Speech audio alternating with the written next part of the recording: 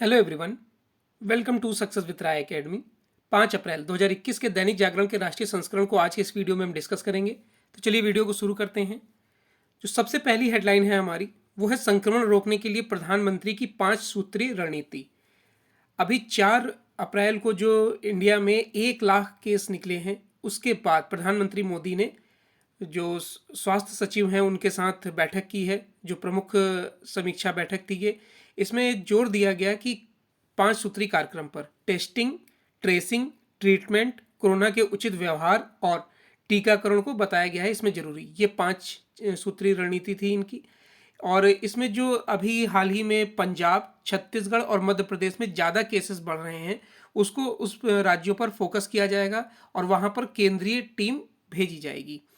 आगे इसमें प्रधानमंत्री मोदी ने ये बताया कि जो टीकाकरण है उस पर भी और जोर देने की ज़रूरत है। जैसा कि पहले दिन जब 1 अप्रैल से 45 वर्ष से ज़्यादा लोगों को टीकाकरण देने की बात हो रही थी, तब पहले दिन तो 36.7 लाख लोगों को डोज दिया गया।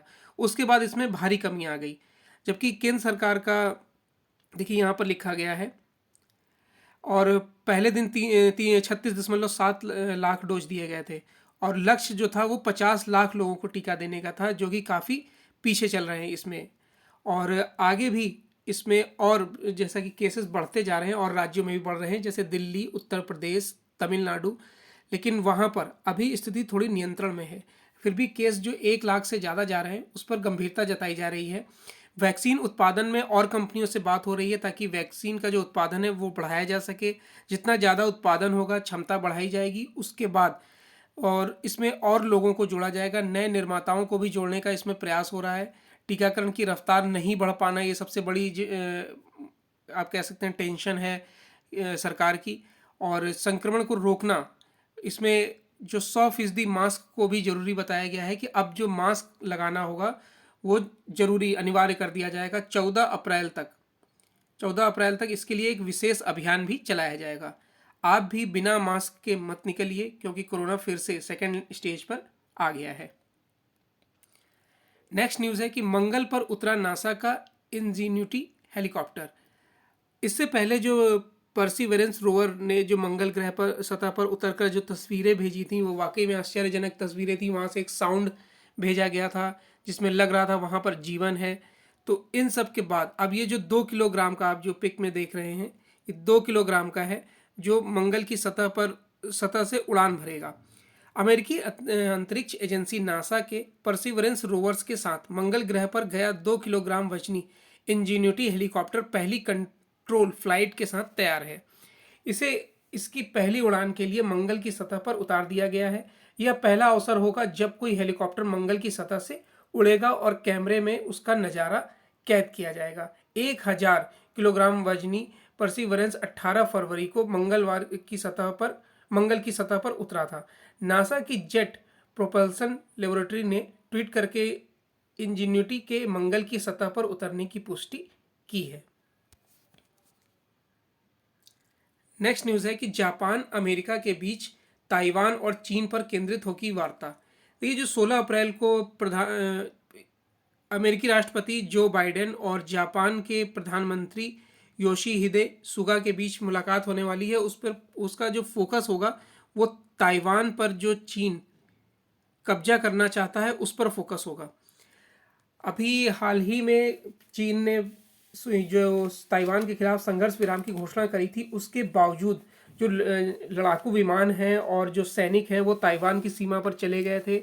वहाँ पर हस्तक्षेप कर रहे थे, दखल अंदाजी कर रहे थे।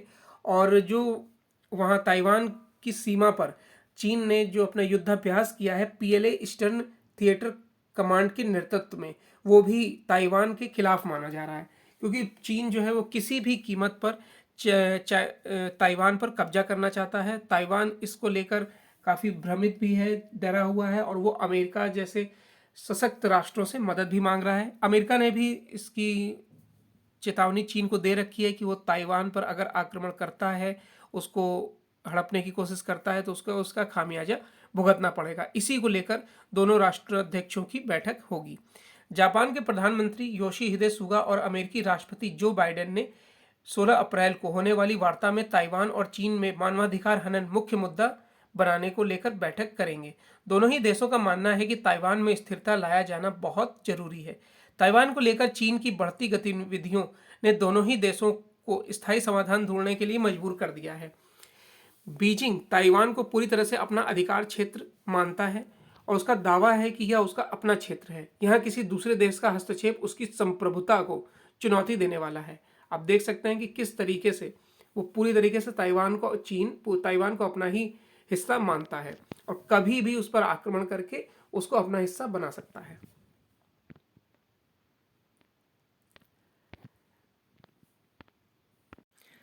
नेक्स्ट न्यूज़ है मोरेटोरियम से रिलेटेड, क्योंकि आपने देखा होगा कि जब कोरोना काल जो पहली लहर थी पिछले साल, यानी कि जब उस पर लॉकडाउन लगाया गया था, तो उसमें जो बहुत से लोगों की नौकरियां चली गई थी और वो ईएमआई की किस्त देते थे।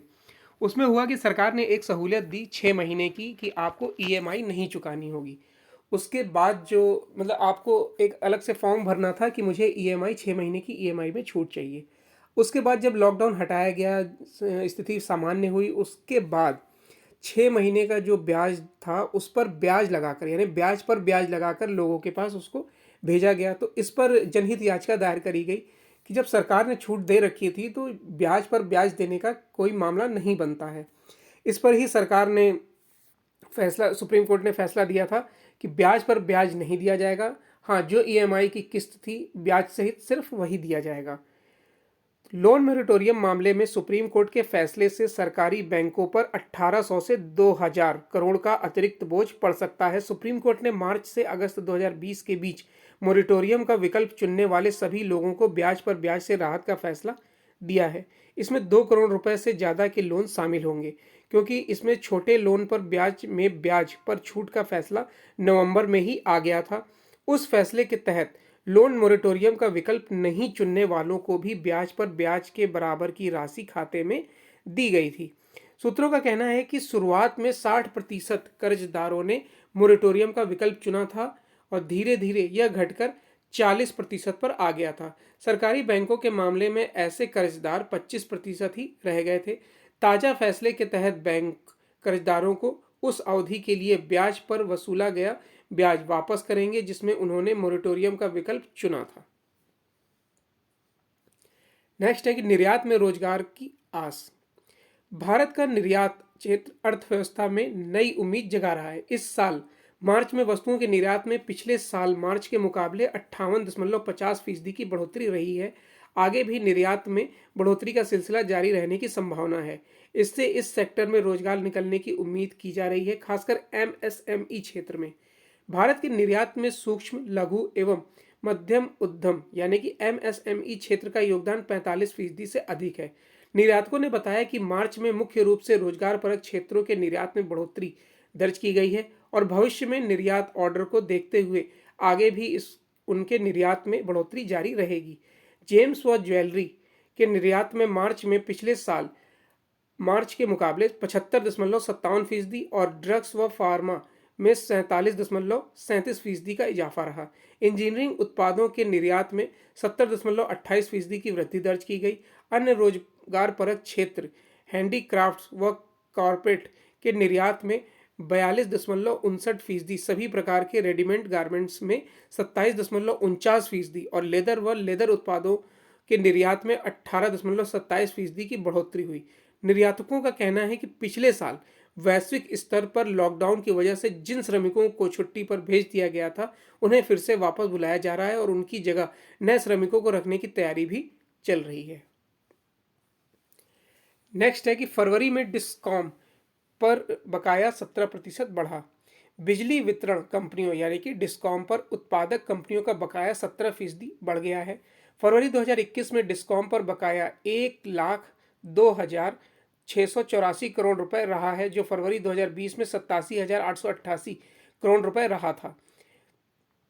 प्राप्ति यानी कि payment ratification and analysis in power procurement for bringing transparency in invoicing of generators. ये देखिए, ये पूरा फुल फॉर्म यहाँ पर दिया हुआ है, आप इसे देख लीजिएगा।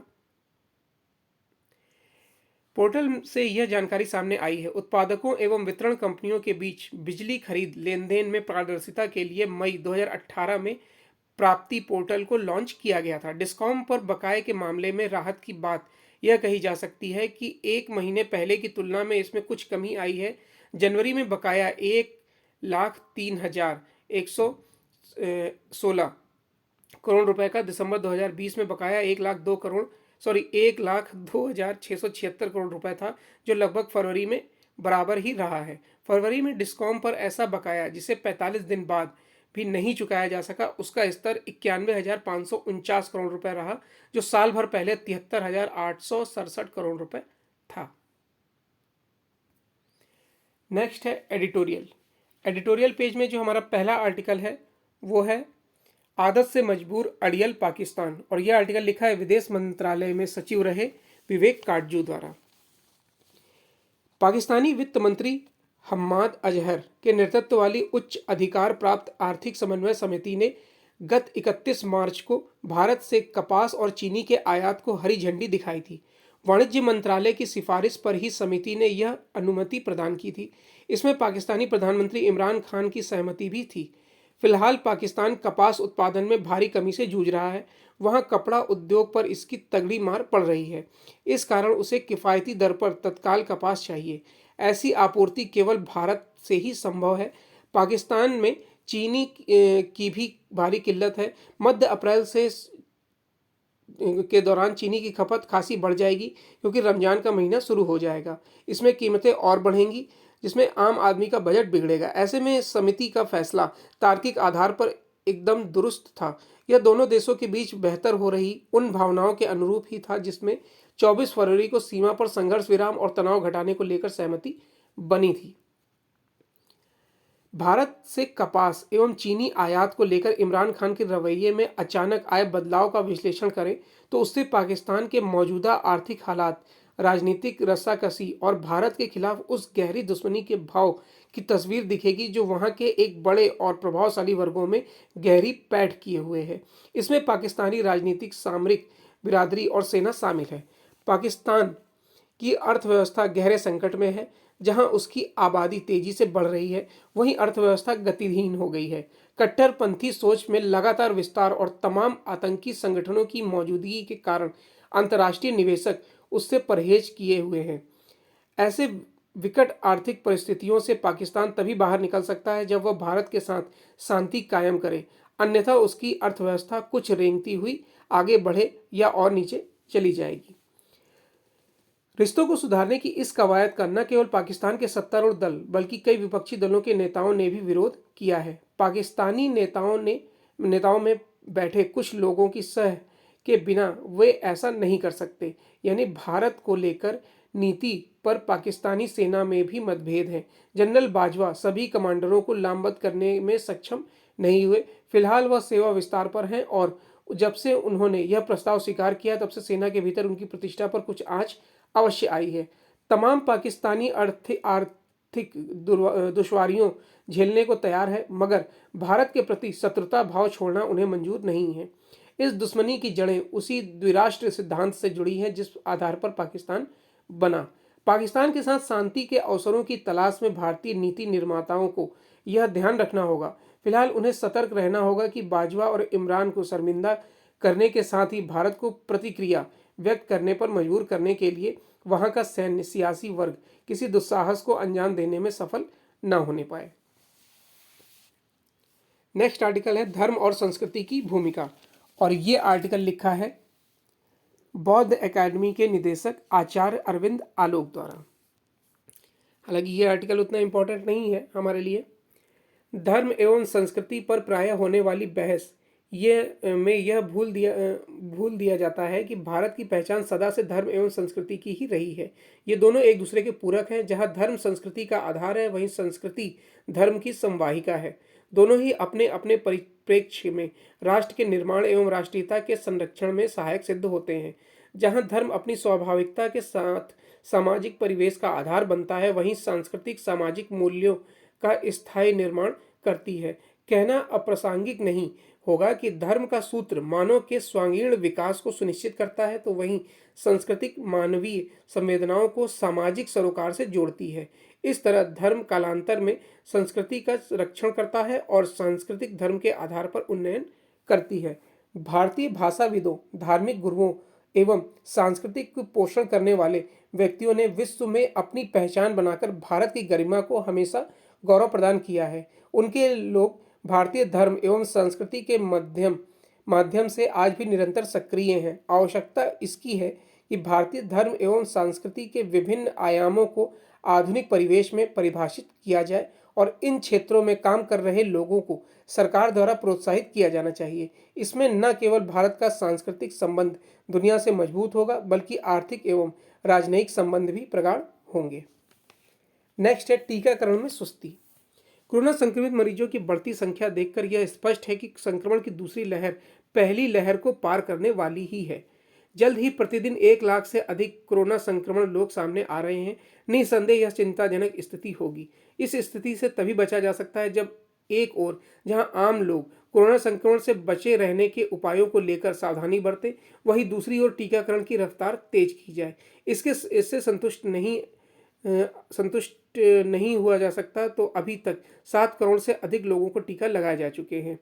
टीकाकरण अभियान जनवरी मध्य से शुरू हुआ था और इसे अब तक 10 से 15 करोड़ से अधिक लोगों को लग जाना चाहिए था। यह ठीक है कि अब जब से 45 वर्ष से ऊपर के लोगों का टीकाकरण लगवाने की सुविधा प्रदान की गई है, तब से टीकाकरण की रफ्तार कुछ बढ़ी है, लेकिन यह अब भी लक्ष्य से पीछे है। केंद्र और राज्य सरकारों को यह देखना चाहिए कि आखिर प्रतिदिन 50 लाख लोगों के टीकाकरण का लक्ष्य क्यों नहीं हासिल हो पा रहा है। यह लक्ष्य तभी हासिल हो सकता है जब टीकाकरण केंद्रों की संख्या बढ़ाई जाए और पात्र लोग टीकाकरण लगवाने में तत्परता का परिचय दें।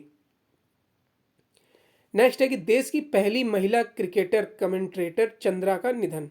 देश की पहली महिला क्रिकेटर कमेंटेटर चंद्रा नायडू का 88 वर्ष की आयु में इंदौर में रविवार को निधन हो गया। वह अविवाहिता थीं, वह लंबे समय से बीमार थीं।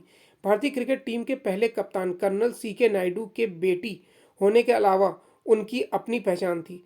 अंग्रेजी की प्रोफेसर होने के बावजूद हिंदी भाषा पर उनकी अच्छी पकड़ थी।